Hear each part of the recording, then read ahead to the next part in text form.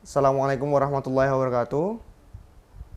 Saya Lukman Trijaya Abadi, mahasiswa jurusan Ahwalus Syakhsiyah semester 4 kelas B, akan mempresentasikan tentang surat berharga dan perkreditan.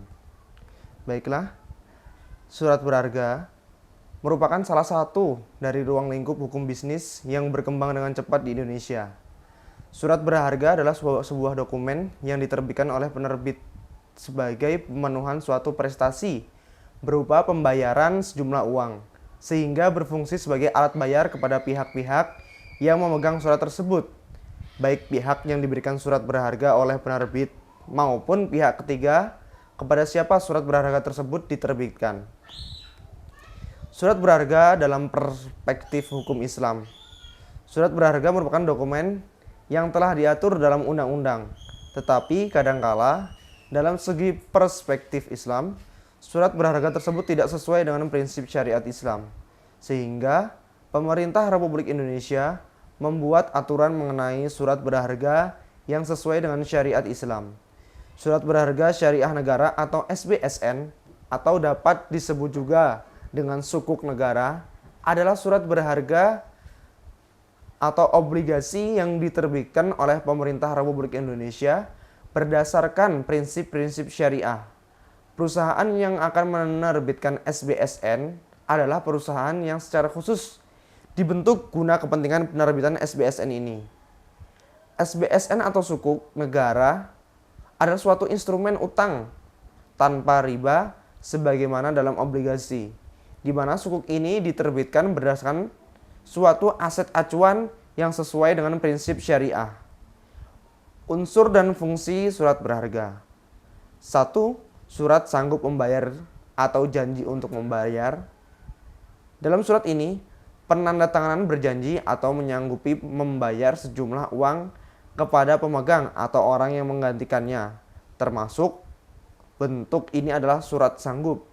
Yang kedua, surat perintah membayar. Dalam surat ini, penerbit memerintahkan kepada yang tertarik untuk membayar sejumlah uang kepada pemegang ataupun penggantinya. Termasuk dalam bentuk surat ini adalah surat wesel dan cek. Yang ketiga, surat pembebasan uang. Dalam surat ini, penerbit memberi perintah kepada pihak ketiga untuk membayar sejumlah uang kepada pemegang yang menunjukkan dan menyerahkan surat ini. Termasuk dalam bentuk ini adalah kwitansi atas rujuk. Unsur dan fungsi surat berharga. Yang pertama yaitu alat pembayaran. Contohnya cek, biljet, dan wesel. Yang kedua, sebagai alat pemindahan hak tagih karena dapat diperjualbelikan. Yang ketiga, sebagai surat legitimasi. Yang keempat adalah surat bukti investasi seperti obligasi dan surat saham. Dasar hukum surat berharga adalah dalam Kitab Undang-Undang Hukum Dagang terdapat dua pembagian.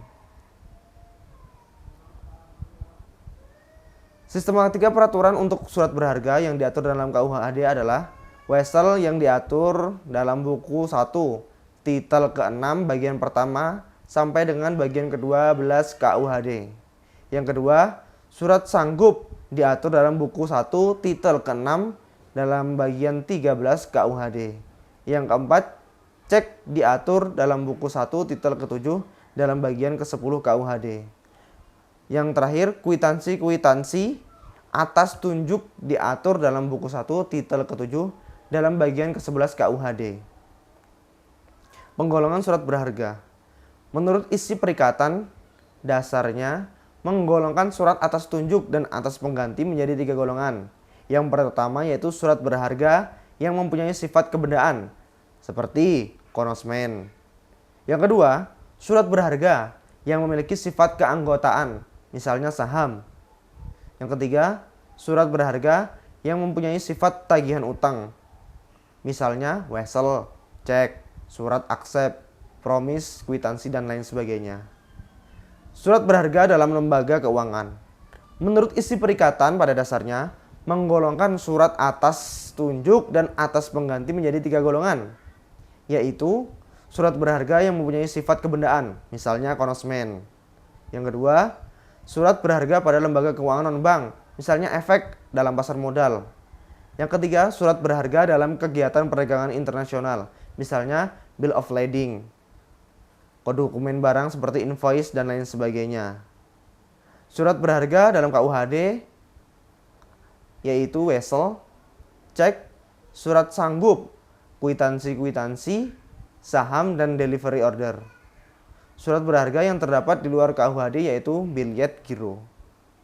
Para pihak dalam surat berharga serta hak dan kewajibannya dalam penerbitan surat berharga.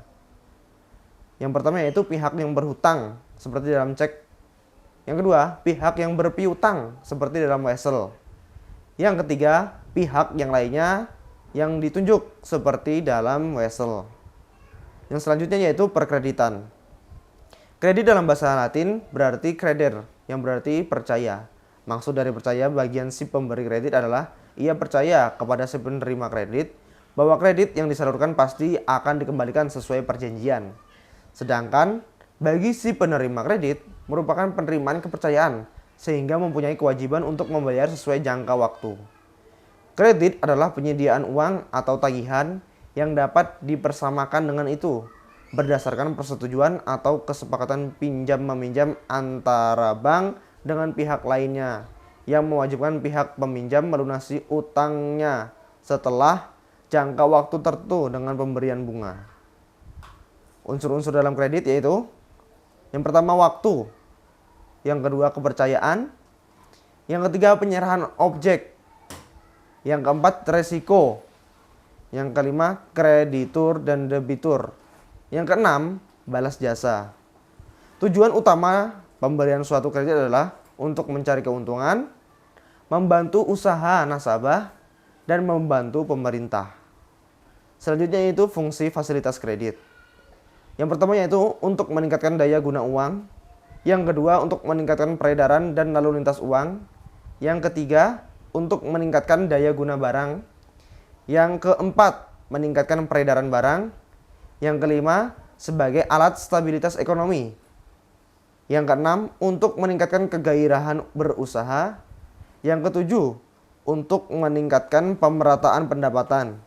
Yang kedelapan untuk meningkatkan hubungan internasional. Jenis-jenis kredit dilihat dari segi tujuan dan kredit. Yang pertama yaitu kredit produktif. Yang kedua kredit konsumtif. Yang ketiga yaitu kredit perdagangan. Prinsip-prinsip dalam pemberian kredit. Yang pertama adalah karakter. Yang kedua kapasitas. Yang ketiga adalah kapitalisme.